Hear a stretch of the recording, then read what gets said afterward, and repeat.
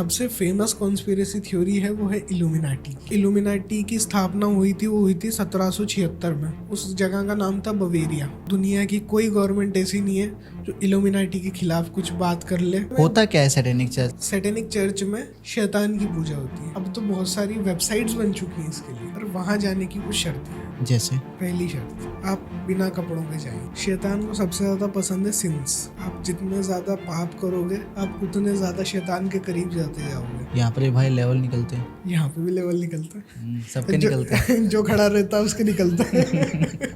एक कटोरा उसके गर्दन के नीचे रखते हैं। दिमाग में खून ले जाने के लिए मेन आर्टरी होती है, उसको काट दिया जाता है और जितना भी खून उसमें से निकलता है वो एक कटोरे में इकट्ठा करते हैं। गिने चुने लोग होते हैं वहाँ पे जो हाई पोस्ट पे पहुंच चुके होते हैं, उन लोगों को वो खून पिलाया जाता है। चांद के ऊपर एलियंस का बेस है पहले से, जो चांद की डार्क साइड है, जो हमें दिखाई नहीं देती है। इसी में हम थोड़ी सी बात करें सीक्रेट सोसाइटी के बारे में, कैसा रहेगा? थोड़ी देर में उसके अकाउंट में $575 मिलियन क्रेडिट हो जाते हैं। अब जो गेस्ट आते हैं वो किस लिए आए थे? इंसान का गोश्त खाने के। सेफ शिफ्टर्स हो गए या फिर रेप्टिलियंस हैं कुछ, उनके बारे में मैं चाहता हूँ कि हम थोड़ी सी बात करें इस पॉडकास्ट में। एक ऐसा एक्सपेरिमेंट भी एग्जिस्ट करता है जिसके बारे में कोई ना ही जाने तो अच्छा है। विकास भाई मुझे बचा लो, विकास भाई बचा लो, प्लीज विकास भाई मुझे बचा लो।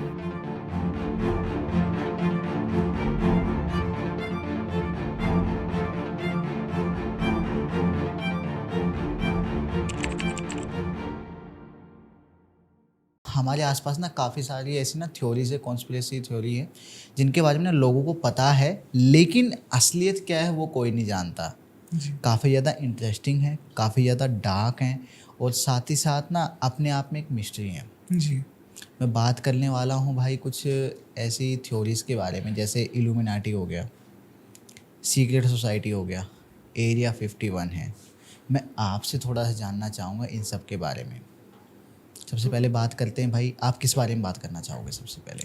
सबसे पहले हम ये समझने की कोशिश करते हैं कि कॉन्स्पिरेसी थ्योरीज आखिर होती क्या है। जी। अब कॉन्स्पिरेसी थ्योरीज कोई भी बना सकता है। अभी हम दोनों बैठ के कुछ बात कर रहे हैं, अपन ने किसी ऐसी चीज़ के बारे में बात कर दी जो कि लोगों को मजाक लग रहा है जी, पर इन फ्यूचर अगर उसके बारे में थोड़ा सा भी उनको नॉलेज मिल जाता है या कुछ भी उनको सच्चाई उसके बारे में नज़र आ जाती है तो वो एक कॉन्स्पिरेसी थ्योरी बन जाती है। जी। अब ऐसा माना जाता है कि जो अपोलो 11 था, जिससे कि साइंटिस्ट एस्ट्रोनॉट्स जो थे वो चांद के ऊपर गए थे, पर कुछ लोगों का ये भी मानना है कि अगर चांद के ऊपर गए थे तो झंडा लहरा कैसे रहा था? चांद के ऊपर तो हवा ही नहीं है, वहाँ तो एटमॉस्फेयर ही नहीं है। हाँ, तो लोगों का ये भी मानना है कि वो मून लैंडिंग भी फेक थी। और मून लैंडिंग फेक थी तो कॉन्स्पिरेसी थ्योरी बन गई है। क्योंकि अगर इतने सालों पहले आप स्पेस में जा चुके हो तो अभी तक आपने चांद पे दूसरी बार अपने इंसानों को क्यों नहीं भेजा? ये तो है। इसी से जुड़ी हुई एक घटना और सामने आती है कि चांद पे लोग गए थे, इसमें कोई दो राय की बात नहीं है। रोवर ने फोटो भी भेजी है कि यहाँ पे जो नील आर्मस्ट्रॉन्ग है उन्होंने पहला कदम रखा था। हालांकि उसमें मैं भी पुष्टि नहीं कर सकता कि सच में भेजी है कि वो बनाई हुई फ़ोटो है, पर कुछ लोगों का ऐसा कहना है कि जब वो लोग चांद के ऊपर उतरे थे तो चांद में एक अंधेरा हिस्सा भी है जिस पे कभी रोशनी नहीं पड़ती, जिस पे कोई नहीं गया, और वो लोग उस तरफ जाने लगे थे तो वहाँ पे एक टूटे हुए स्पेसशिप को उन्होंने वहाँ पे देखा। चांद के ऊपर जितने भी लोग थे वो चक्कर में पड़ गए, यार जब इंसान पहली बार चांद पर आया है, स्पेसशिप ही हमारा पहली बार चांद पर आया है, तो इतना बड़ा स्पेस शटल यहाँ पे आके से गया। Aliens, may be aliens. इसी के पीछे एक थ्योरी कही जाती है कि चांद के ऊपर एलियंस का बेस है पहले से, जो चांद की डार्क साइड है, जो हमें दिखाई नहीं देती है। जो डार्क साइड हमें नहीं दिखाई देती उस तरफ एलियंस ने अपना बेस बना रखा है जहाँ से वो ऑपरेट करते हैं अपने ऑपरेशंस को। और वो लोग टेलीपैथी में बात करते हैं, जिस वजह से उन्होंने जो एस्ट्रोनॉट्स उस टाइम पे वहाँ पर गए थे उनसे कहा आज तो तुम लोग आ चुके हो, अगर वापस आए तो धरती ख़त्म है। हम धरती को ख़त्म कर देंगे। अब इसमें कितनी सच्चाई है, कितना झूठापन है, वो तो कहने वाले जाने। अच्छा एक बार बताओ भाई, जैसे अर्थ है वो सन के चारों तरफ घूमता है, जी अर्थ मतलब अपनी एक्सिस पर भी घूमता है, जी, चांद जो है वो अर्थ के चारों अर्थ तरफ के घूमता चारों है, तरफ घूमता है। तो चांद भी तो अपनी एक्सिस पर घूमता होगा ना, या नहीं घूमता है? नहीं, चांद नहीं घूमता चांद अपनी एक्सिस पर नहीं घूमता, नहीं। हाँ, क्योंकि अगर अपने एक्सिस पर हाँ। घूमे तो कोई साइड सामने आती रहेगी, जी यही थोड़ा डाउट था मुझे। जी। जी चांद जो है वो सिर्फ अर्थ के अराउंड रिवॉल्व करता है, अपनी स्टेट पे वो रोटेट नहीं करता। अच्छा। अगर वो रोटेट कर रहा होता तो जैसे एक अपने यहाँ पे 12 घंटे का दिन होता है, 12 घंटे की रात वहाँ पर होती भी है, same होता। वहाँ पर भी सेम होता। पर वहाँ पे सिर्फ एक ही साइड है जो उसमें है, लाइट में है। लाइट में। और जो चंद्रयान 3 था उसको भी अंधेरे कोने की तरफ हाँ छोड़ा गया था। जी। अंधेरे कोने की तरफ इसलिए भी लोग नहीं जाना चाहते क्योंकि वहाँ पे खड्डे बहुत ज़्यादा बड़े बड़े हैं। वहाँ पे अगर आप उतर गए तो फिर आपका ऊपर चढ़ना बहुत मुश्किल है। तो मतलब वो कह सकता हूँ ऐसी साइड है जिसके बारे में किसी को पता ही नहीं, बस थ्योरीज हैं, बस सबका अपना theories हैं। मानना है कि जी। ऐसा होगा। ऐसा हुआ होगा। जी तो ऐसे ही कोई भी चीज़ के बारे में आपको नॉलेज मिलता है तो वो कॉन्स्पिरेसी थ्योरी के अंडर में आ जाती है। जी। अब जो सबसे फेमस कॉन्स्पिरेसी थ्योरी है वो है इल्यूमिनाटी की। भाई जितनी बात की जाए ना इसके बारे में उतने कम है, क्योंकि पता किसी को नहीं है असलियत, और जिसको पता है वो सामने नहीं आता। जी। इल्यूमिनाटी के बारे में जो मैंने पिछले वीडियो में आपको बताया था, मैंने एक किताब पढ़ी थी। उस किताब के बारे में मैंने पता करने की कोशिश करी क्योंकि मैंने काफ़ी सारे दोस्तों से भी उस किताब के बारे में बातचीत की थी। तो एक दोस्त के पास किस्मत से वो किताब थी, और अभी रिसेंटली उसने 4 या 6 महीने बोला था मुझे कि इतने महीने पहले उसने वापस किसी लाइब्रेरी को वो किताब डोनेट कर दी कि आप रखो इसे, मैं संभाल नहीं पाऊँगा। हैं? किताब बहुत पुरानी है ना वो। अच्छा। उसकी जो छपाई है वो है 1948 के आसपास की छपाई है उस किताब की। और जो अक्षर हैं वो भी अलग ही लिपि में लिखे हैं, मतलब जैसे अपन हिंदी लिखते हैं ना, बहुत नॉर्मल सी हिंदी लिखी हुई आती है, कोई भी पढ़ लेता है। उसमें हिंदी भी बहुत अलग अलग टेढ़े मेढ़े से अक्षरों में लिखी हुई है। उस किताब का नाम था दुनिया के 10,000 अनोखे तथ्य। पूरी हिंदी में किताब है, बहुत प्यारी किताब। उसमें ऐसी ऐसी चीज़ें लिखी हुई हैं जो अगर इंसान ढंग से बैठ के पढ़े तो वो सोच में पड़ जाए कि यार दुनिया में कितना कुछ है जो मैं नहीं जानता। और उसी किताब में मैंने सबसे पहली बार नाम पढ़ा था, एक परिवार है जो पूरी दुनिया चलाता है जिसे लोग इल्यूमिनाटी के नाम से जानते हैं। जी। लोगों को कभी कभी क्या लगता है कि ये इल्यूमिनाटी एक नया नया दिया हुआ नाम है, पर ये नाम नया नया दिया हुआ नहीं है, ये पुराना नाम है, बहुत पुराना। तो अगर अब अपन उस किताब के हिसाब से देखें तो बातें अलग हैं, और अगर हम अभी के टाइम पे जो डॉक्यूमेंटेड चीज़ें हैं उनके हिसाब से देखें तो बातें अलग हैं। आज के हिसाब से अगर अपन डॉक्यूमेंटेड घटना के अनुसार अगर माने तो जो इल्यूमिनाटी की स्थापना हुई थी वो हुई थी 1776 में, 1776 में। और जिस जगह पे इसकी स्थापना हुई थी उस जगह का नाम था बवेरिया, और वो आज के टाइम पे जर्मनी के अंडर में आता है। तो काफ़ी सालों तक इस सोसाइटी का नाम रहा बवेरियन इल्यूमिनाटी। और जिस आदमी ने इसको चालू किया था, एडम विशप्ट नाम का व्यक्ति था, जहाँ तक अगर मैं सही प्रोनाउंस कर रहा हूँ तो जी। उनका मानना था कि दुनिया जो है वो गलत रास्ते पर जा रही है, और उनको सही रास्ते पर लाने के लिए एक ऐसी सोसाइटी होनी चाहिए जहाँ पर लोगों को सही रास्ता दिखाया जा सके, उनको आगे बढ़ाया जा सके। और इसी आगे बढ़ाने के चक्कर में उन्होंने अपना रास्ता चेंज कर लिया। वो अच्छे रास्ते पर बढ़ते, वो कैथोलिक क्रिश्चियन थे, पर अच्छे रास्ते पर बढ़ते बढ़ते वो उन्होंने सैटनिज्म की तरफ उन्होंने अपना रुख मोड़ लिया।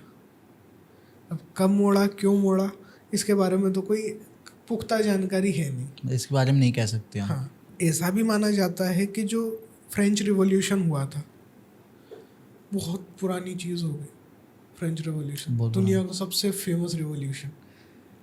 आज के टाइम पे भी अगर कोई एनसीईआरटी पढ़ रहा है तो उसने भी पढ़ा होगा कि यार फ्रेंच रिवॉल्यूशन नाम की कुछ तो चीज़ है। जी। आपने भी पढ़ा होगा, मैंने भी पढ़ा है। फ्रेंच रिवॉल्यूशन को करवाने में इल्यूमिनाटी का हाथ था, ऐसा माना जाता है।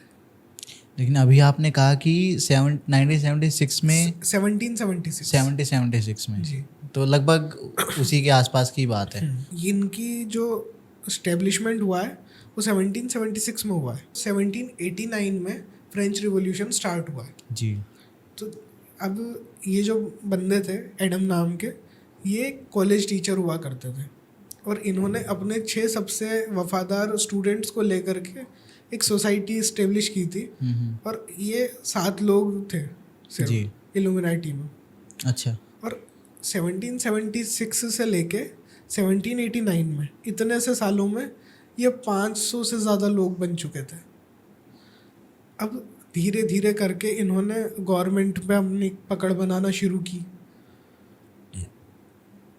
और ऐसा कहा जाता है कि आज दुनिया की कोई गवर्नमेंट ऐसी नहीं है जो इल्यूमिनाटी के खिलाफ कुछ बात कर ले या इल्यूमिनाटी के बारे में कुछ उल्टा कह दे हो।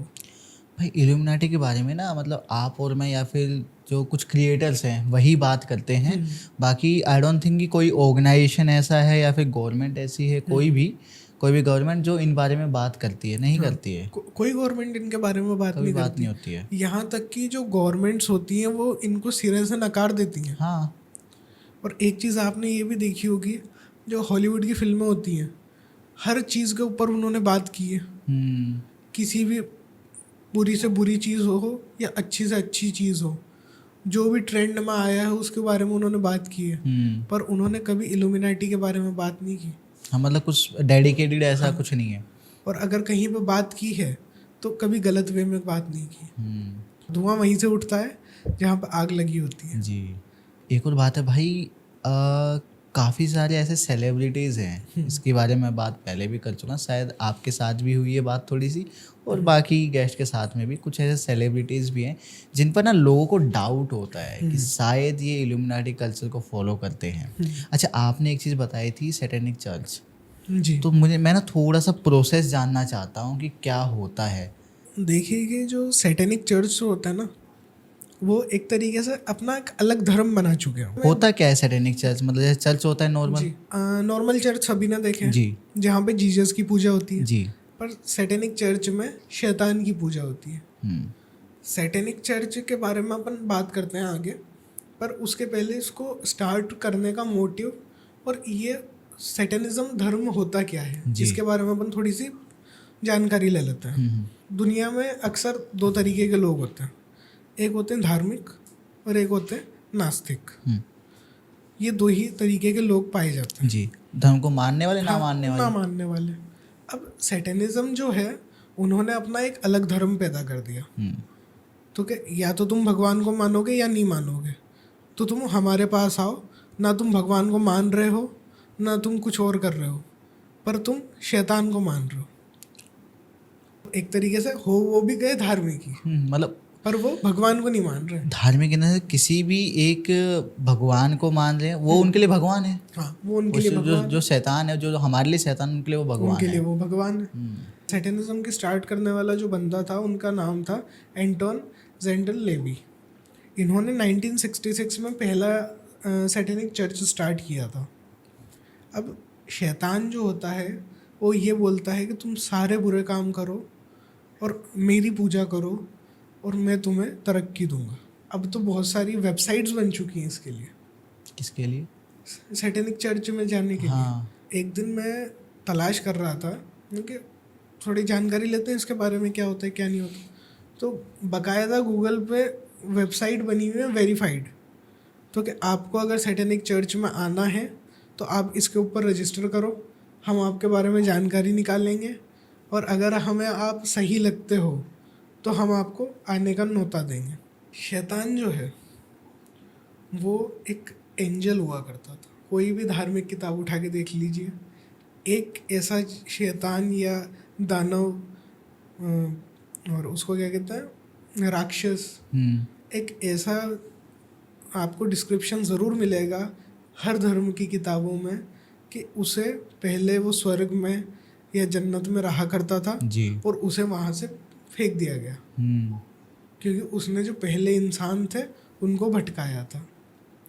अब यहाँ पे अगर हम देखते हैं तो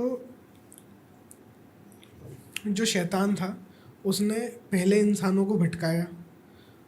वो लोग इंसानों की जो प्रवृत्ति थी उनके अंदर वो हुआ नहीं करती थी, क्योंकि ऐसा मानते हैं कि जो जन्नत है वहाँ पे, जन्नत या स्वर्ग, वहाँ पे किसी चीज़ का कोई मोह नहीं है किसी को, कोई झूठ नहीं बोलता, यहाँ तक कि वहाँ पे कोई कपड़े भी नहीं पहनता।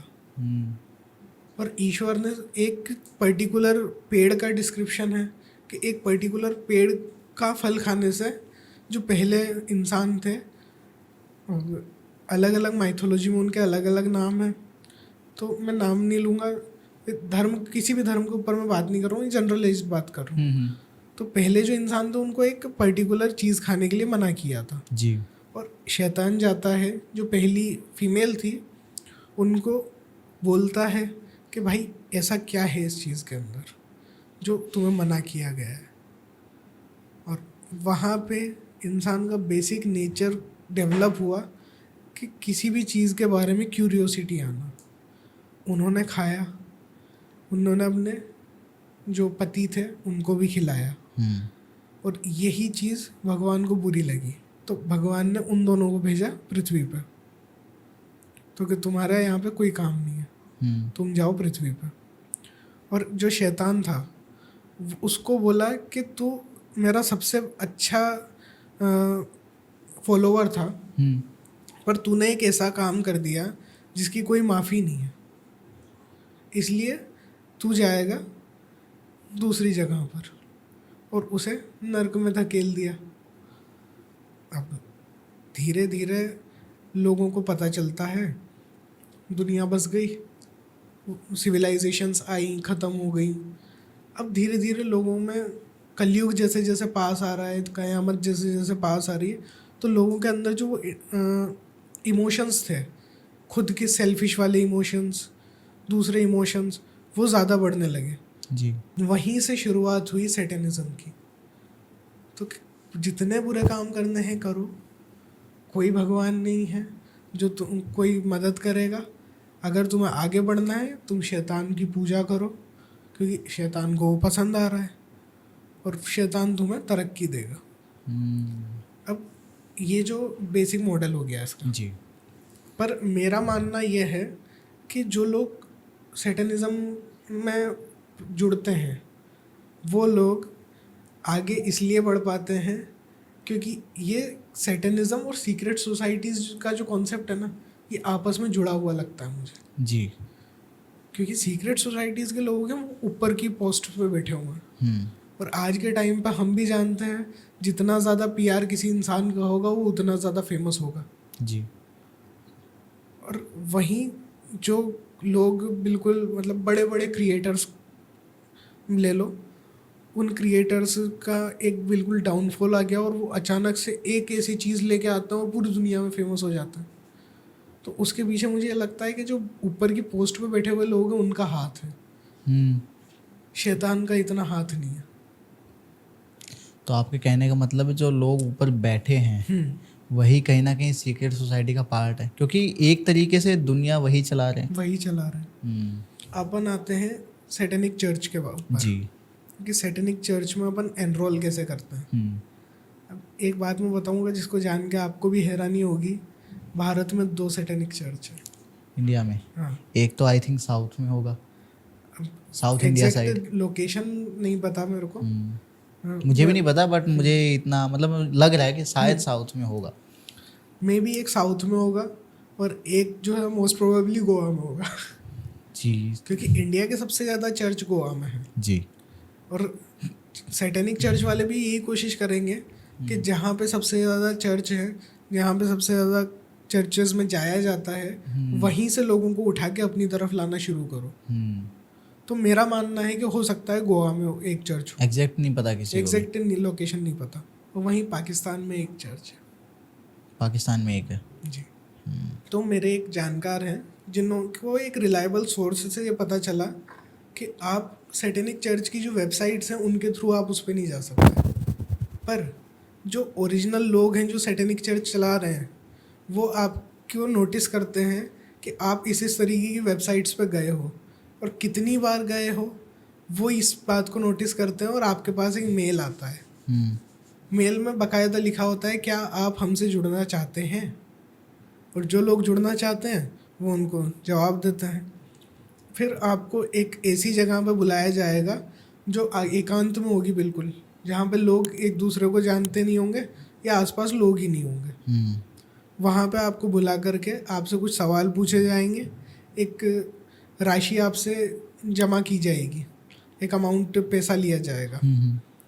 फिर उसके बाद आपको एक एरिया दिया जाएगा कि आप इस जगह पे इस टाइम पे आना। वहाँ से आपको काली गाड़ी में बिठा करके वो चर्च पे लेकर के जाते हैं जी। पर वहाँ जाने की कुछ शर्तें हैं। जैसे? पहली शर्त, आप बिना कपड़ों के जाएंगे, ओह। बिल्कुल नग्न अवस्था में। दूसरी शर्त, आपके पास कोई भी उपकरण नहीं होना चाहिए, जैसे कि ना फ़ोन, ना स्मार्ट वॉच, ना रिंग, कुछ भी नहीं होना चाहिए। जैसे आप पैदा हुए हो आपको बिल्कुल वैसे जाना है। और एक शर्त जो है वो ये है कि आपके मन में किसी भी भगवान का नाम नहीं होना चाहिए उस टाइम पर। आपके दिल से बिल्कुल किसी जिस भी धर्म को आप मानते हो उनको आपको दिल से निकालना होगा। ये 3 शर्तें उनकी मेन शर्तें हैं। उसके बाद में भी कुछ होती होंगी जो वक्त के साथ वो बताते हों। तो जो मेरे जानकार हैं उनके सोर्स ने ये चीज़ एक्सपीरियंस की थी। उनको रिसर्चर इंसान है तो कुछ ना कुछ उल्टी सीधी चीज़ों में हाथ पाँव मारते रहते थे। और कुछ ना कुछ मिल ही जाता है ढूंढते हैं तो। वो गए, कपड़े उतरवा लिए वहाँ पे। अब आप बिना कपड़ों के कहीं पे जाओगे तो वहाँ पे आप पूजा भी कौन सी करोगे वो बताने की ज़रूरत नहीं है। और ये मेन मुद्दा है जो सैटन को सबसे ज़्यादा पसंद है। सैटन की पूजा करने का एक ही तरीका है, नाम लूँगा तो जो यूट्यूब है वो सेंसर कर देगा वीडियो को। शैतान को सबसे ज़्यादा पसंद है सिंस। आप जितने ज़्यादा पाप करोगे आप उतने ज़्यादा शैतान के करीब जाते जाओगे जी। अब इनकी एक बहुत अच्छी वो है, पॉलिसी है। आप जितने ज़्यादा लोगों को सैटेनिक चर्च में जोड़ोगे उतने ज़्यादा लोग जोड़ने के बाद आप उतना ऊपर उस पोस्ट पे पहुंचोगे चर्च की। यहाँ पर ये भाई लेवल निकलते हैं। यहाँ पे भी लेवल निकलता है, सबके निकलते हैं। जो खड़ा रहता है उसके निकलता है। जी भाई। जो बंदा एक्सपीरियंस कर रहा है वो बताता है कि उन्होंने कुछ 20 से 25 लोगों को उसमें एंटर करवाया चर्च में। अब चर्च में एंटर हो गए लोग, पैसा आने लगा तो इनको इटली लेके के जाया गया। इटली? जी। इटली में इनका एक बहुत बड़ा चर्च था और वो अंडरग्राउंड में था, खुला नहीं था। और यहाँ पर भी जो चर्च बनाए गए थे वो या तो आबादी से बिल्कुल दूर है या फिर बिल्कुल अंडरग्राउंड में है। मैंने भी कहीं सुना है कि ऐसी जो जगह होती है या तो अंडरग्राउंड या फिर बेसमेंट्स में होती हैं। अंदर घुसते से ही सबसे पहले उन्हें नज़र आता है एक उल्टा क्रॉस। अच्छा। क्योंकि क्रिश्चियनिज्म का एग्जाम्पल आता है, मतलब जो सिंबल है वो सीधा क्रॉस है, तो यहाँ पर एक उल्टा क्रॉस नज़र आता है घुसते से ही गेट पर। जी। जैसे जैसे आगे बढ़ते जाते हैं तो जो शैतान की एक मूर्ति मानी जाती है, एक शैतान को एक्सप्लेन करने के लिए या डिस्क्राइब करने के लिए जो यूज़ किया जाता है वो होता है एक बकरे का सिर होता है जिसके नीचे एक वो सिंबल होता है, वो ब्लैक मैजिक में यूज़ होता है वो वाला सिंबल। वो चीज़ रखी हुई थी और उसके आगे बेड वगैरह बने हुए थे और वहाँ पे सारा काम चल रहा था। ये उनका तरीका होता है शैतान को पूजने का। ये सारा काम करने के बाद में हर साल एक व्यक्ति चूज़ किया जाता है जिसको लेकर के आया जाता है शैतान के सामने, और एक पर्टिकुलर रात के में उस आदमी की बलि चढ़ाई जाती है शैतान को। जी। और सभी लोग खुश होते हैं। एक आदमी को लेकर के आया जाता है और उससे पूछा जाता है कि क्या तुम खुद को शैतान को समर्पित करने के लिए तैयार हो। वो बोलता है कि मैं बिल्कुल तैयार हूँ और मैं अपनी इच्छा से अपनी आत्मा का सौदा शैतान से करने के लिए तैयार हूँ। मुझे जो कुछ भी मिला है मैं उसके लिए बहुत खुश हूँ, आभारी हूँ, और अब मैं इस जीवन में और ज़्यादा जीना नहीं चाहता। और आप गैस कर सकते हैं उस इंसान की उम्र कितनी होगी? कितनी? 38 साल। बस 38 साल? बस 38 साल। जो बंदा ये बात सब देख रहा था उसे तो नहीं पता कि वो बंदा कौन है, पर जिस तरीके की वो बातें कर रहा था तो या तो वो बहुत फेमस इंसान रहा होगा या फिर वो कोई बहुत बड़ा बिजनेसमैन वगैरह बन चुका होगा। उस आदमी को एक कुर्सी पर बिठाया जाता है, बांस की कुर्सी होती है, उस पर बिठा करके एक कटोरा उसके गर्दन के नीचे रखते हैं और यहाँ पर हमारे एक आर्टरी होती है, कैरोटिड आर्टरी कहा जाता है उसे, जो दिमाग में खून ले जाने के लिए मेन आर्टरी होती है जी। उसको काट दिया जाता है। अरे और जितना भी खून उसमें से निकलता है प्रेशर से जाता है बहुत ज़्यादा, तो फुहारे की तरह खून निकलता है बिल्कुल। अब जितना भी खून उसमें से निकलता है बंदे में से वो एक कटोरे में इकट्ठा करते हैं और गिने चुने लोग होते हैं वहाँ पे जो हाई पोस्ट पे जा पहुँच चुके होते हैं, उन लोगों को वो खून पिलाया जाता है। वो बड़े शौक से उस खून को पीते हैं। जो बचा हुआ खून होता है ना वो शैतान को समर्पित कर दिया जाता है। जी। अब वो आदमी भी मर चुका है और शैतान को उसका खून भी समर्पित हो चुका है। अब जो आसपास के लोग होते हैं वो खुशी मनाना शुरू करते हैं। खून जो होता है उसी खून को हाथों में लेते हैं, मतलब एक कटोरे में कितना खून आ जाएगा? एक इंसान के अंदर तो 5 लीटर खून होता है जी। तो जितना खून बाहर आता रहता है धीरे धीरे वो खून हाथों में लेते हैं, अपने शरीर पर मलने लगते हैं और फिर वही अपनी जो उनके काम होते हैं वो शुरू कर देते हैं वो लोग। इतना देखने के बाद में उस आदमी ने बोला कि मेरे से नहीं हो रहा। वो भाग गया वहाँ से, इंडिया आया वापस और उसने मेल लिखा कि आप लोगों को मेरे से किसी भी तरीके की कोई आप मतलब परेशानी नहीं होगी, पर मैं अब इससे ज़्यादा आप लोगों के साथ नहीं जुड़ सकता। जो कुछ मैंने उस दिन देखा था उससे मेरे जीवन में बहुत फ़र्क पड़ा है और मुझे कोई फेम नहीं चाहिए, कुछ भी नहीं चाहिए। मेरा जैसा सादा जीवन चल रहा है वैसा चल रहा है। तो वो फिर उसके पास में एक मेल आता है, हम तुम्हें 24 घंटे और 7 दिन देख रहे हैं, अगर तुमने कभी भी हमारे बारे में किसी को बताया या हमारे बारे में कुछ उल्टा तुमने कहा, अगले ही दिन तुम्हारी मौत हो जाएगी। और वैसा ही हुआ।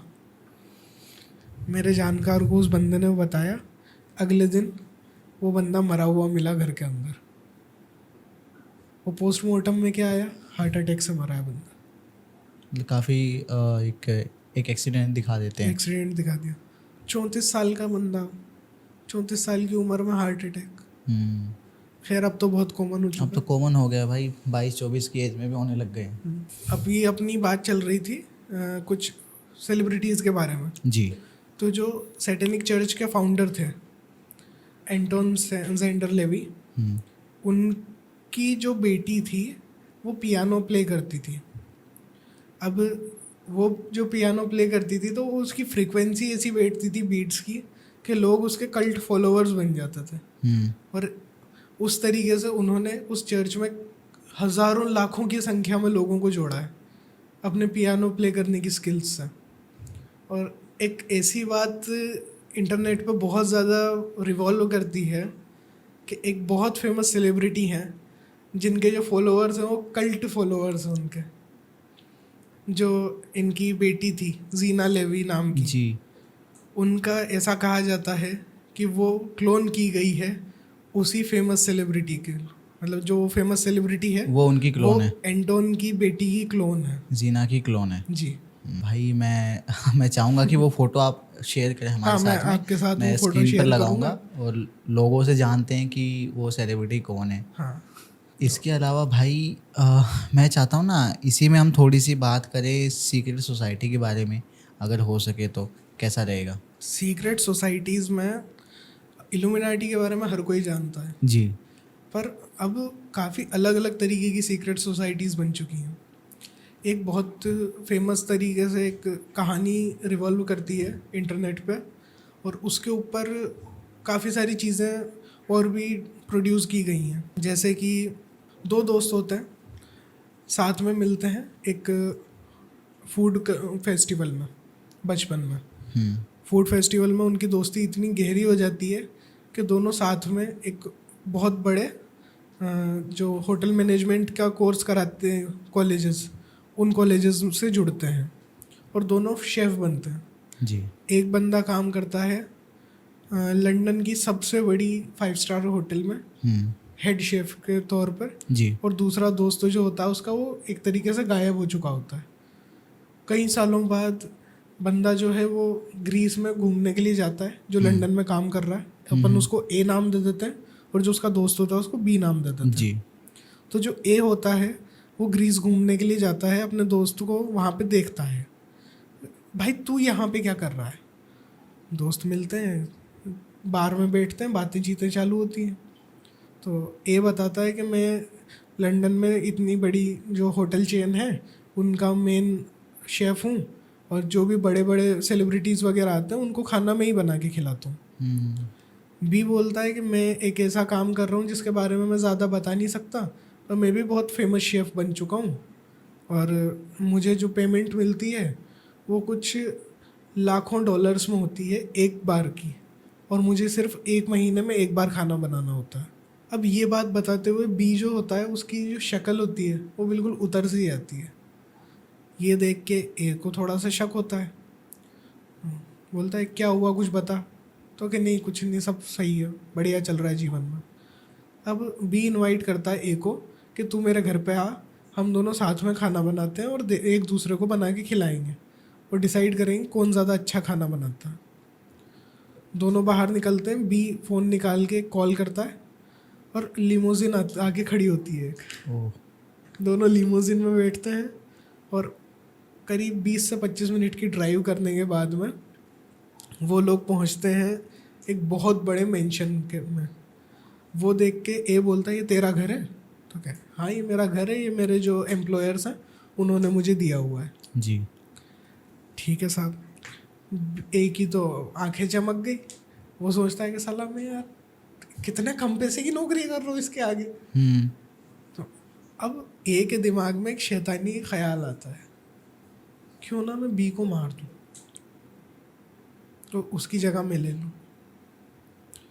अब वो सोचता है कि मेरे को कैसे क्या करना है, तभी ए को एक चीज़ पता चलती है कि बी को एक कंसाइनमेंट मिला हुआ था, जो कि एक बड़ी फूड चेन की तरफ से था, जिनके कुछ फेमस गेस्ट्स आने वाले थे, और वो इसी वीक के लास्ट में आने वाले थे, सैटरडे को। ये मंडे की घटना है और सैटरडे को गेस्ट आने वाले थे। अब बी ए के पास में कुछ 1 वीक का टाइम है। अब वो सोच रहा है, 2 दिन 3 दिन गुजर गए। चौथे दिन जो बी है, जो बड़ी फूड चेन के लिए काम कर रहा है, उसको कॉल आता है एक बंदी का कि तुम्हें जो कंसाइनमेंट दिया गया था रिसर्च करने के लिए, तुमने वो रिसर्च कर ली? वो बोलता है कि हाँ मैंने रिसर्च कर ली। सैटरडे की नाइट को जब ए बी के रूम पे जाता है तो देखता है बी ने फांसी लगा रखी है। अब साहब वो चक्कर में पड़ जाता है कि यार ऐसा हुआ तो कैसे हुआ, इसने क्यों किया ऐसा। उसको ये भी खुशी हुई कि चलो अब मुझे मारने की ज़रूरत नहीं पड़ेगी इसे, ये खुद ब खुद मर चुका है। तो जो ए भाई साहब हैं वो बी की बॉडी को पैक करते हैं, फ्रिज में डाल देते हैं। वो ऐसा क्यों करता है जब वो खुद ही वो तो जानबूझ के फंस रहा है फिर? हाँ, वो बी की बॉडी को डाल देता है उसमें, फ्रिज में। अब एक लड़की आती है संडे के दिन सवेरे, उसके साथ में एक बहुत अच्छा हाथी जैसा आदमी आता है, हष्ट पुष्ट सा। वो नाम लेती है जो बी का नाम होता है। तो कि हेलो, बी बोल देता है, पर नाम नहीं लेता हूँ उसका मैं। Hello B, how are you? तो वो बोलता है आई एम गुड। तो क्या, हमने तुम्हें जो काम दिया था वो तुमने कर लिया? अब बी तो मर चुका है, ये तो ए है। अब यहाँ पे उसे कंफर्म हो जाता है कि भैया अगली को भी नहीं पता है कि बी दिखता कैसा है, क्योंकि शायद सारा काम जो है वो फ़ोन के थ्रू होता है। तो कि ठीक है, तुम्हारा अकाउंट नंबर हमें दे दो, हम तुम्हें पहला पेमेंट दे देते हैं, दूसरा पेमेंट जो होगा वो बाद में दिया जाएगा जब गेस्ट खुश हो जाएंगे तुम्हारे खाने से। तो वो ऐसा करते हैं, अकाउंट में नंबर दे देता है उसका। थोड़ी ही देर में उसके अकाउंट में 575 मिलियन डॉलर्स क्रेडिट हो जाते हैं। 575 मिलियन मिलियन डॉलर्स। डॉलर्स। उसकी आंखें चमक जाती हैं तो कि यार इतना पैसा, और ये आधा पैसा है, पूरा पैसा मिलेगा बाद में। तो क्या है, खाना ही तो बनाना है। मैं वैसे ही एक बहुत बड़ी होटल चेन का मैं चीफ शेफ हूँ, तो मैं तो बना ही सकता हूँ कुछ भी। अब वो बोलती है तो क्या कंसाइनमेंट कहाँ है? तो क्या कंसाइनमेंट तो ख़राब हो चुका है। तो क्या अब यार कंसाइनमेंट कैसे ख़राब कर दिया तुमने? वो बोलती ठीक है चलो फिर भी हम करते हैं कोशिश। अब जो बंदा उसके साथ आया होता है लड़की के साथ, लड़की उसे भेजती है ए के साथ भेजती है लड़की। जो बंदा है वो भी ये प्रिटेंड कर रहा है कि बी है। दोनों जाते हैं और सड़क के किनारे एक बूढ़ा आदमी खड़ा हुआ, एक जवान बच्चा खड़ा हुआ मिलता है उन्हें, 16-17 साल का, जो अपनी आर्मी की ट्रेनिंग के लिए घर से आर्मी बेस जा रहा होता है। उस बंदे को वो जो आदमी साथ में आता है वो गोली मार देता है, गाड़ी में डालते हैं और उसे लेके चल जाते हैं मेंशन में। मेंशन में ले जाने के बाद में बोलती है कि ये रहा कंसाइनमेंट, अब ये डिशेस के नाम हैं, तुम्हारे पास पहले से थे पर हम वापस से दे रहे हैं, तुम ये डिशेस बनाओ क्योंकि थोड़ी ही देर में गेस्ट आने वाले हैं। अब जो गेस्ट आते हैं वो किस लिए आए थे? इंसान का गोश्त खाने के लिए। बड़ी से बड़ी लग्जरी कार में से कुछ 10 से 15 लोग उतरते हैं, आके और खाना खाने बैठते हैं, स्टार्ट करते हैं खाना खाना। अब थोड़ी ही देर में गेट पर नॉक होती है और वहाँ उस एरिया का पुलिस चीफ उस गेट पे खड़ा हुआ था। और वो क्यों आया था? क्योंकि जो लड़का घर से निकला था आर्मी बेस जाने के लिए, वो आर्मी बेस नहीं पहुंचा था, तो आर्मी बेस से उसके घर पे कॉल गया। घर वालों ने बोला कि निकल गया वो तो। अब जब इन्होंने उस लड़के को गाड़ी में डाला, उससे कुछ मिनटों पहले 2 औरतों ने अपनी कार में से जाते हुए इन दोनों को उस लड़के से बात करते हुए देख लिया था। उन औरतों ने बता दिया पुलिस वाले को। पुलिस वाला यहाँ पे अब तक पहुँच गया, देखता देखता तलाश करता हुआ। अब सारे लोग जो थे वो बिल्कुल ट्रेंड थे इस तरीके की सिचुएशन के लिए। अच्छे से ग्रीट करते हैं जो पुलिस चीफ होता है उसे, और बोलते हैं आओ हमारे साथ खाना खाओ। खाने की खुशबू इतनी अच्छी आ रही थी कि उसका मन मोहित हो जाता है उस खाने को लेकर, और वो खाना खाने टेबल पे बैठ जाता है। जैसे ही पहला निवाला अपने मुंह में डालता है पुलिस चीफ, उसकी आंखों से आंसू आने लग जाते हैं, क्योंकि इतना स्वादिष्ट गोश्त उसने आज तक नहीं खाया था। थोड़ी ही देर गुजरती है, टेबल पे घंटी बजती है अगली डिश के लिए, वो और ज़्यादा खुश। फिर तीसरी डिश, और ज़्यादा खुश। अब गेस्ट जो है वो डिमांड करते हैं एक स्पेशल टाइप की स्वीट डिश की। और वो स्वीट डिश आप सोच सकते हैं किस चीज़ की होगी? इंसानी ज़बान की स्वीट डिश। इंसान की ज़बान काट के उसमें कुछ ख़ास किस्म के मसाले और ख़ास किस्म की हर्ब्स वगैरह को ऐड करके एक स्पेशल टाइप की स्वीट डिश बनाई जाती है उन गेस्ट्स के लिए। वो लोग खाते हैं, खुश हो जाते हैं। और तभी पुलिस चीफ जो है वो चाहता है, बोलता है कि मुझे उस शेफ़ से मिलना है जिसने इतना अच्छा खाना बनाया है। लोग रोकने की कोशिश करते हैं उसे, पर नहीं रोक पाते। वो किचन के अंदर चला जाता है। अब प्रिपेयर रहते थे ये लोग, पर उस दिन इनसे एक गलती हो जाती है कि वो फ्रिज में लॉक करना भूल जाता है। वो पुलिस चीफ जाके फ्रिज में ढूंढता है पर उसे कुछ नज़र आता नहीं है। तो वो फ्रिज खोल के देखता है फ्रिज में ऐसा क्या है जिससे ये गोश्त बना रहे हैं। उसी लड़के की टुकड़ों में कटी हुई लाश उससे उस फ्रिज के अंदर मिल जाती है। और हैंड टू हैंड वो फ़ोन कर देता है आर्मी उसमें पुलिस बेस पे, तो कि यहाँ पे जितनी जल्दी हो सके उतनी जल्दी फोर्स भेजो क्योंकि यहाँ पे कुछ गलत चल रहा है। अब इस बात का पता उस लड़की को चल जाता है। वो लड़की पुलिस चीफ जो होता है उसे मार देती है। और उसका जो फ़ोन रहता है उससे वापस कॉल करवाती है किसी भी रैंडम इंसान से कि कॉल करके बोल दो कि सब कुछ नॉर्मल है, पुलिस चीफ कुछ ने जो कॉल किया उसको रिवर्ट करवाओ। अब इतने बड़े लोग हैं तो वो कुछ भी करवा सकते हैं। कॉल रिवर्ट हो जाता है।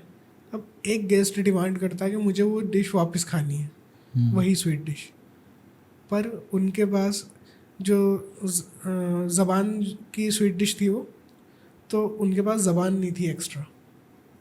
कहाँ से बना है? पुलिस। वो सोचते हैं कि पुलिस की ज़बान काट देता, पर किस्मत से पुलिस वाला जो था वो किसी तरीके का नशा करता था जिससे उसकी जो ज़बान थी उस पर कुछ फंगस लगी हुई थी, कोई बीमारी थी उसको, तो उसकी ज़बान यूज़ की नहीं जा सकती थी। अब ए जो होता है, बी बना था जो, ए अपनी ज़बान काट के उन्हें खिला देता है। सारे लोग खुश होते हैं, चले जाते हैं, इसके अकाउंट में पैसे आ जाते हैं, पर अगली सुबह ये खुदकुशी कर लेता है क्योंकि इतना कुछ देखने के बाद में ये ज़िंदा रहना चाहता ही नहीं था। इस तरीके की काफ़ी सारी सीक्रेट सोसाइटीज़ हैं जो अलग अलग तरीके के काम करने के लिए बनी हैं, और इनका जो इन्फ्लुएंस है वो पूरी दुनिया में इसलिए है क्योंकि बड़े से बड़े लोग ही ऐसे शौक़ रखते हैं। अगर आप कभी डार्क वेब के बारे में रिसर्च करोगे तो डार्क वेब पे बहुत सी ऐसी वेबसाइट्स हैं और ऐसे ग्रुप्स हैं जहाँ पे इंसान के जो गोश्त होता है, मीट होता है, उसे कैसे और ज़्यादा टेस्टी बनाया जाए उसके बारे में डिस्कशंस होते हैं। और भाई दूसरी बात ये है कि जो भी एक्टिविटीज़ डार्क वेब पर चल रही हैं जी, वो ना कोई ऐसा नहीं कि आप और मैं जाके सिंपली वहाँ पे जाके हमें एंटरटेन करने वाली कोई चीज़ मिलेगी। नहीं मिलेगी। वहाँ पे जो भी एक मैं एंटरटेनमेंट की अगर मैं बात करूँ जो वहाँ पे प्रोवाइड किया जाता है जी, वो वही लोग अफोर्ड कर सकते हैं जिनके पास अंधा पैसा है, अंधा पैसा है, और वो बड़े लोग ही होंगे। बहुत बड़े लोग। ये चीज़ है वो हमारे और आपके लिए है ही नहीं। और भाई मैं चाहूँगा भी नहीं कि हम उतने बड़े भी नहीं बनना भाई कि ऐसा हो। एक और चीज़ आती है भाई, यहाँ पर सीक्रेट सोसाइटी हो गई, हमने इल्यूमिनाटी के बारे में काफ़ी अच्छे से बात की, सैटेनिक चर्च के बारे में बात की। एक और चीज़ आती है कि कुछ ना ऐसे क्रिएचर्स हैं जो कि मिस्टीरियस हैं, जैसे शेप शिफ्टर्स हो गए या फिर रेप्टिलियंस हैं कुछ, उनके बारे में मैं चाहता हूँ कि हम थोड़ी सी बात करें इस पॉडकास्ट में।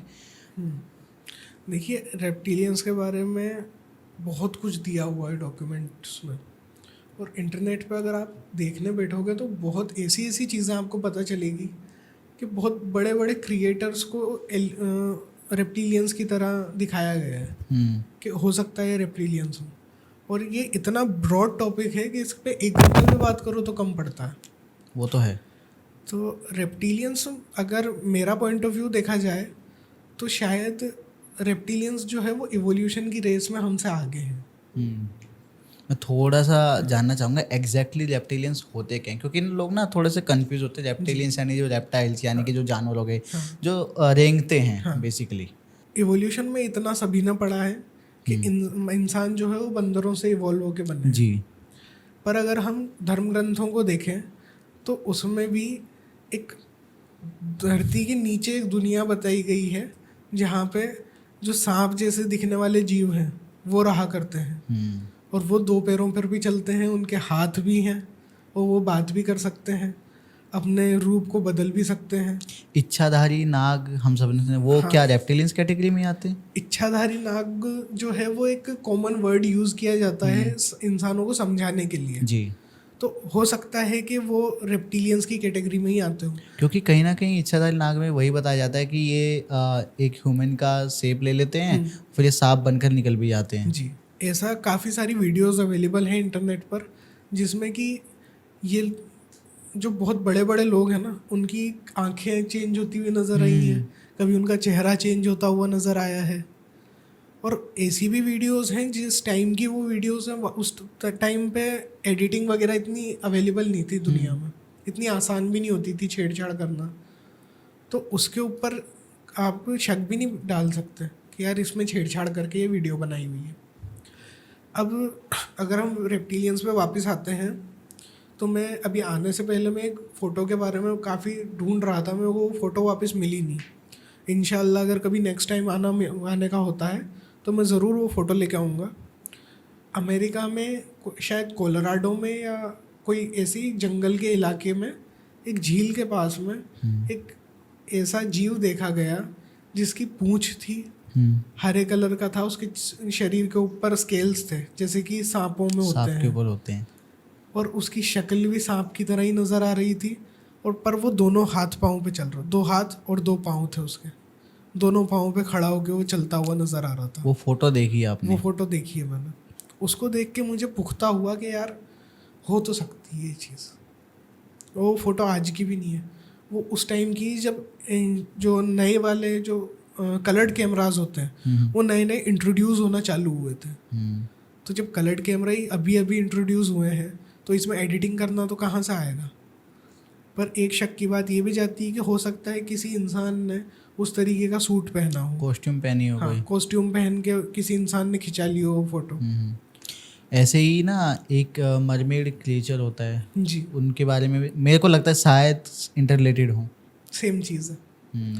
मरमेड्स के ऊपर भी घंटों बात कर सकते हैं, पर अभी इतनी करेंगे नहीं। जी इंशाल्लाह नेक्स्ट टाइम करेंगे उनके बारे में बात। रेप्टिलियंस के बारे में बहुत कुछ है जो अपन इंशाल्लाह नेक्स्ट टाइम करेंगे। जी। मरमेड्स के बारे में जो पुराने सेलर्स होते थे वो अपनी डायरी नोट किया करते थे। उन डायरियों में उन्होंने काफ़ी बार जिक्र किया है मरमेड्स के बारे में, कि मरमेड्स जो होती हैं वो अच्छी भी होती थी और बुरी भी होती थी। बहुत सी बार कोई सेलर अगर फंस जाता था और उनके पास खाना ख़त्म हो जाता था तो मरमेड्स उन्हें मछलियाँ भी ला करके देती थी। और कुछ मरमेड्स ऐसी होती थी जो प्यारी सुरीली आवाज़ निकालती थी जिससे सेलर्स जो है वो मनमोहित हो जाते थे जी। और वो उनके पास नीचे कूद जाते थे पानी में, और वो गहरे पानी में उन सेलर्स को लेके जाती थी और डुबा देती थी। अगर देखा जाए तो आज के टाइम पे भी मरमेड्स का जिक्र काफ़ी जगह मिलता है, जिसके बारे में इंशाल्लाह अपन फिर कभी बात करेंगे। जी। एक चीज़ और है, शेप शिफ्टर्स। जी, तो मैं चाहूँगा इसको हम थोड़ा सा एक्सप्लोर करें, क्योंकि पता है शेप शिफ्टर्स को लेके ना थोड़ा सा कन्फ्यूजन मुझे आ रहा है और शायद बाकी लोगों में भी होगा। क्योंकि हम ना एक चीज़ सुनते हैं जो छलावा होता है या फिर स्किन वॉकर। जी, स्किन वॉकर और शेप शिफ्टर्स, ये आई थिंक या तो दोनों एक होते हैं या दोनों अलग होते हैं, लेकिन काम दोनों का सिमिलर सा ही है। जी। स्किन वॉकर जो होता है अगेन वो इंडिया की तरफ नहीं मिलता, वो नॉर्थ अमेरिका का जो कॉन्टिनेंट है उसमें सबसे ज़्यादा उसके जिक्र मिले हैं, डॉक्यूमेंट्स हैं उसके। स्किन वॉकर और शेप शिफ्टर्स में बेसिक डिफरेंस क्या होता है आपके हिसाब से? इतना ज़्यादा अवेलेबल नहीं है इनके बारे में जानकारी, पर जितना मैंने पढ़ा है तो स्किन वॉकर्स जो होते हैं वो एक तरीके के जीव होते हैं जो 6 से 8 फीट की हाइट होती है उनकी, और उनके हाथ जो होते हैं वो बहुत ज़्यादा लंबे होते हैं। उन इंसानी रूप की तरह वो नज़र आते हैं, पर जो सिग्निफिकेंट डिफरेंस है उनकी आँखें जो होती है वो बहुत बिल्कुल चटक पीले कलर की आँखें होती हैं। इंसान की सफ़ेद और काली आँखें होती हैं, उनकी बिल्कुल पीले कलर की आँखें होती हैं।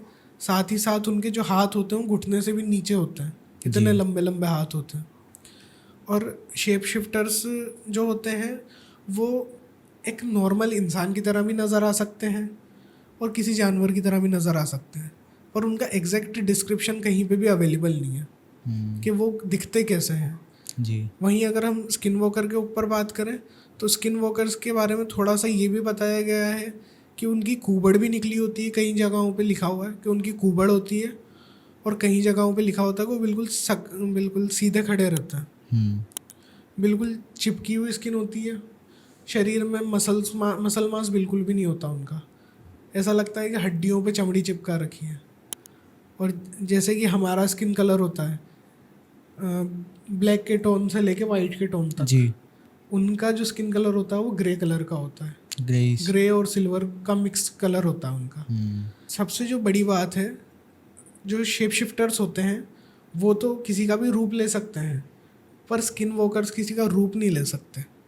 वो रहेंगे अपने ही रूप में, बस वो किसी की भी आवाज़ को कॉपी कर सकते हैं। अच्छा। अब जैसा हम बात कर रहे हैं, आप किसी जंगल में गए हो और आपको मेरी आवाज़ आ रही है, और आवाज़ भी कैसी आएगी, विकास भाई मुझे बचा लो, विकास भाई बचा लो प्लीज़, विकास भाई मुझे बचा लो। तो आपको क्या लगेगा, यार जीशान मेरे साथ तो आया नहीं था, जीशान को कैसे पता चला कि मैं यहाँ पर हूँ। पर ये थॉट बाद में आएगा। पहला थॉट क्या आएगा कि यार मुझे जीशान को बचाना चाहिए, जिस डायरेक्शन से आवाज़ आ रही होगी आप उस डायरेक्शन में चल जाओगे। और ये अक्सर आवाज़ ऐसी आती है कि आपके जो बहुत करीबी लोग होते हैं जिनकी मदद करने के लिए आप बिल्कुल देखोगे ही नहीं, तो क्या इनकी मदद तो करनी है, भागो कैसे भी, उनकी आवाज़ में वो आपको पुकारता है। जिशन भाई, अभी भी मतलब बहुत कुछ है जो हम डिस्कस कर सकते हैं। कुछ टॉपिक्स हैं जो मैं यहाँ पे हाईलाइट करना चाहूँगा, जिसके बारे में मैं चाहूँगा कि हम जब भी दोबारा मिले तो हम डिस्कस करें। जैसे शेप शिफ्टर्स हो गए, रेप्टिलियंस हो गए, जी। साथ ही साथ ना कुछ ऐसे एक्सपेरिमेंट्स हुए हैं पास्ट में हाँ। जो कि मतलब छुपा दिए गए हैं या उनके ऊपर रोक लगा दी गई, या फिर जो साइंटिस्ट थे जो एक्सपेरिमेंट कर रहे थे उनकी डेथ के बाद ना उनकी लैब्स को ना सीज कर दिया गया ताकि वो चीज़ें आगे फॉरवर्ड ना हो सके। मैं यहाँ पे बात करना चाहूँगा आइंस्टाइन के बारे में, निकोला टेस्ला के बारे में, थॉमस एडिसन के बारे में। ये कुछ ऐसे साइंटिस्ट रहे हैं जो शायद अगर अपने एक्सपेरिमेंट्स में सफल हो जाते या उनकी उस टाइम पर डेथ ना हुई होती किसी भी कारण से, तो शायद आज हम एक अलग दुनिया देख रहे होते। जी। ऐसा है। और एक टॉपिक और है जो मतलब नाजीज के बारे में मैं बात करना चाहूँगा नेक्स्ट पॉडकास्ट में। जो भी कंसंट्रेशन कैंप्स थे या फिर जो भी एक्सपेरिमेंट्स वहाँ हुए थे, क्योंकि बहुत सी ऐसी कॉमन चीज़ें जो हम सबको पता है। हाँ। लेकिन बहुत सी ऐसी चीज़ें हैं जो हमें नहीं पता है। अब जैसे कि अपन एक्सपेरिमेंट की बात कर रहे हैं, तो एक ही एक्सपेरिमेंट है जिसके बारे में हर कोई जानता है, रशियन स्लीप एक्सपेरिमेंट। जी। और वो भी पता नहीं कैसे बाहर आ गया। कोशिश तो उन्होंने भी बहुत की होगी, पर एक ऐसा एक्सपेरिमेंट भी एग्जिस्ट करता है जिसके बारे में कोई ना ही जाने तो अच्छा है। इंशाल्लाह नेक्स्ट टाइम मैं आपको उसकी भी कहानी सुनाऊंगा जी। और बहुत फैसिनेटिंग और दर्दनाक कहानी है वो। जी। उससे ये पता चलता है कि नाजियों ने किस लेवल तक कोशिश की थी इस सेकेंड वर्ल्ड वॉर को जीतने की। एक और चीज़ आती है भाई कि सेफ शूटर से रिलेटेड ही है। सेफ शूटर से रिलेटेड ना एक बहुत ही एक इंडिया में भी कंसेप्ट है। इंग्लिश में हम वेयरवुल्फ बोलते हैं, जी। हिंदी में या इंडिया में भेड़िया, मानव भेड़िया, पता नहीं क्या बोलेंगे, बट वैसा ही एक कंसेप्ट है जो हमने कुछ मूवीज़ में देखा है, कुछ सीरियल्स में देखा है कि एक इंसान है जिसने भेड़िए का रूप ले लिया है ना, या फिर एक भेड़िया है जो गांव में घुसकर इंसानों को मार रहा है, उनके जानवरों को मार रहा है। ऐसा भी कुछ होता है। तो मैं चाहूँगा कि हम इसके बारे में डिस्कस करें। क्या इसके बारे में कोई स्टोरी या कोई इंसिडेंट या कुछ भी है आपके पास? इसके बारे में मैंने अभी कुछ महीनों पहले मैंने इसके बारे में पढ़ा था जी। तो मुझे पता चला कि ऐसी एक एग्जिस्टेंस रही है 60s 70s 80s के आसपास इंडिया में। उसके बारे में थोड़ा पढ़ने के बाद मैंने एक कहानी लिखी है उस पर, तो आपको वो कहानी सुनाता हूँ।